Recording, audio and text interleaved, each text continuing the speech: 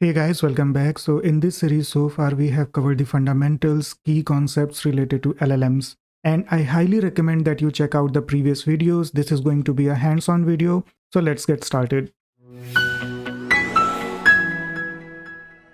So how do we start with OpenAI API? First of all, we need to understand what do we mean by OpenAI API. Well, the OpenAI is the organization which is behind the ChatGPT product. Along with ChatGPT product, OpenAI has exposed a whole set of APIs that we can use to integrate the LLM capabilities into our applications. Now the thing is, just having an access to the ChatGPT is not enough. ChatGPT is a different product. So if you have an existing account with ChatGPT, it's not going to work. You need to register yourself with the API portal. So the first step is to have an account on the API portal. So how do we go there? Well, a simple Google search will do the job. So if you Google OpenAI, you will find a similar page and you go to the OpenAI API section. And as you can see, you need to have an account first. So you can sign up. I will log in because I have an existing account. So let me go to the login. And here I will continue with Google. And once you log in or once you create your account, you will be redirected to this landing page where you will see your account, the default project, all the required links and some quick start guides. Now let's spend a couple of minutes here. You see there is one default project and we can create a new project. So this is just to organize the things that you are doing with the OpenAI API. And here you can find all the links. So for example, if you are interested in text generation capability, so you can go here, you can find all the quick start guides here, how to use this capability, what does it mean by choosing a model and all that stuff. So here we also have the playground. If you go to the playground, here you can try different things by entering the prompts or changing the configuration like temperature, max tokens. We will cover as we go on with the course. But before writing the code, you can try a few things here in this portal. There is this link on the API reference. So if you go to the API reference page, so this is the API documentation where we will find all the required details on how to use the API, including authentication, how to get the API key, where to find the relevant endpoints and how to use those endpoints. So for example, in the endpoint section, you can find different endpoints related to different capabilities. Let's go to the audio. So you see this is the post endpoint that you will use in order to use the audio capabilities of this API. On the right, you can find the example request in different languages like Curl, Python, and so on. And you will also find the details of the required parameters, the response format, so on and so forth. If you go to the chat, here we will find how to use the chat completion capability. And again, you can see different examples on the right hand side. Now the next step is how to actually use these APIs. The thing is, this is a paid API. So first you need to get an API key. And how do we get the API key? Well, you go to your profile section, which is the top right corner. You go to the your profile section. And under your profile, you will see the section API keys. So if you go to the API keys section, and in this section, you will find all the API keys that you created. You can even create a new API key. So for example, I have two API keys at the moment for different projects, and I can create a new API key. So you just need to provide a simple name. You need to select the project. This key is associated to which project. And then you provide the permission. So for example, you can provide the permission of read only or restricted, where you can provide the explicit permissions, or you do not provide any permission at all. So this key will be allowed to access any endpoint. And then you create the secret key. Once you have the secret key, you need to copy that secret key, because in the code we'll have to provide this particular API key in order to use the API endpoints. Once we have the key, we need to understand the billing model as well. So let's go to the billing model.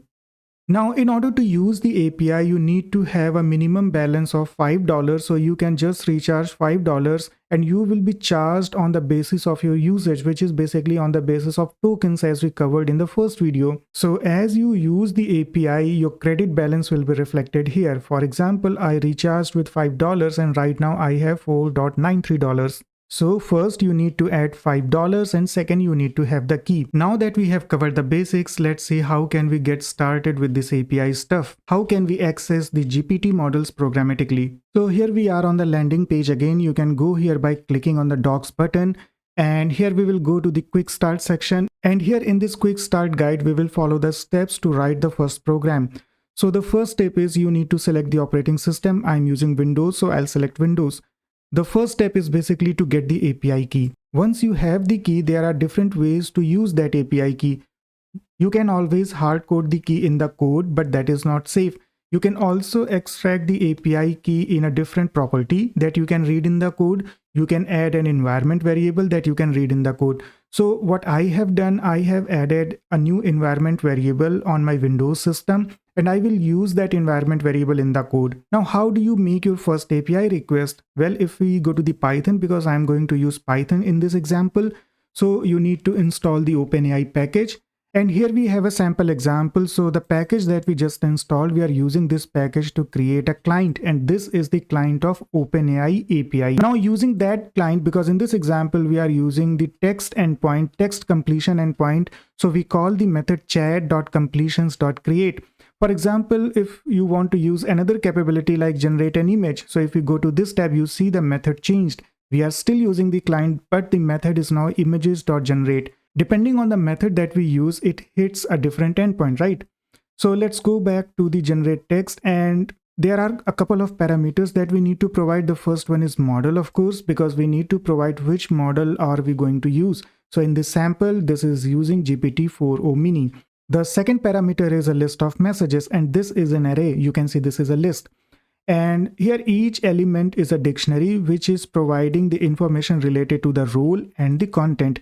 Now we will cover role in a separate video, but in a nutshell, system role defines the role of the model. So here we are setting an expectation for the model. So in this example, for the system role, the content that we are providing is that you are a helpful assistant. So this will set the expectation for the model, how the model is supposed to behave. And the second message is for the user, and here the content is write a haiku about recursion in programming.